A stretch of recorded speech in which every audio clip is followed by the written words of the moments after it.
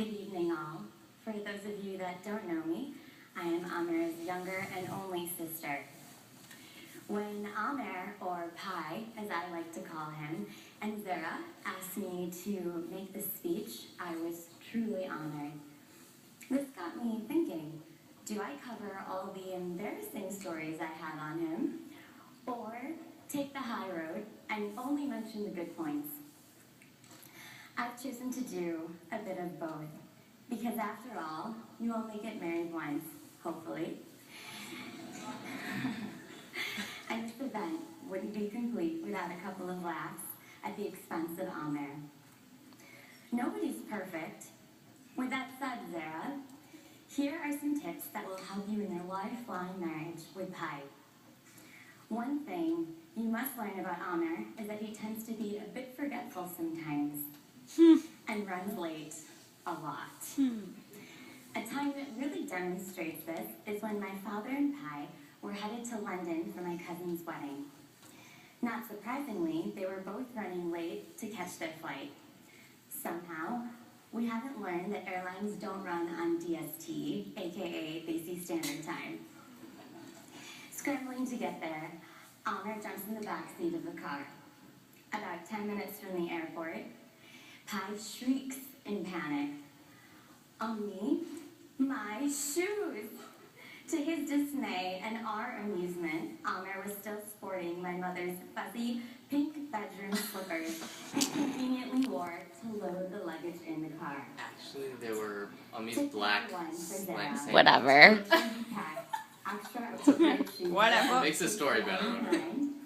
And tip number 2, make sure you tell Pi to be somewhere at least a half hour earlier than is necessary. Yeah. 15 Something you may not know about Pi is that when it comes to Zara, he's the epitome of a hopeless romantic. One thing I didn't know was his ability to be the biggest cheese ball in lieu of expressing his feelings. My favorite romantic gesture for Zara was during Amer's proposal. Sending Zara on a scavenger hunt, Amer was the very last stop, awaiting her in a locked room. To retrieve the key, Zara had to melt a block of ice in the shape of a heart, because Zara holds the key to Amer's heart. Needless to say, it took Zara a few minutes to get into the room. Tip number 3 for Zara, urge your husband to think through the practicality of some of his romantic gestures. I had a hot water heater sitting right next to the thing. Okay. What do you think? Zara melting Amer's heart is cheesy, romantic, adorable, or all of the above? I sat back and marveled at the way these two love. Ever since Zara has come into Pi's life, his smile has gotten a lot wider, his eyes a bit brighter, and his heart a lot fuller. I've never been sure of anything in my life was the response Pi adamantly gave me the moment he called and told me he was going to propose for Zara. I could not choose a better match for Amer. My father describes it well. It's as though the stars aligned when Amer and Zara got together. There's something sacred and magical about the way they complete each other. Yin and yang. One of my favorite poets, Khalil Gibran, speaks beautifully on marriage.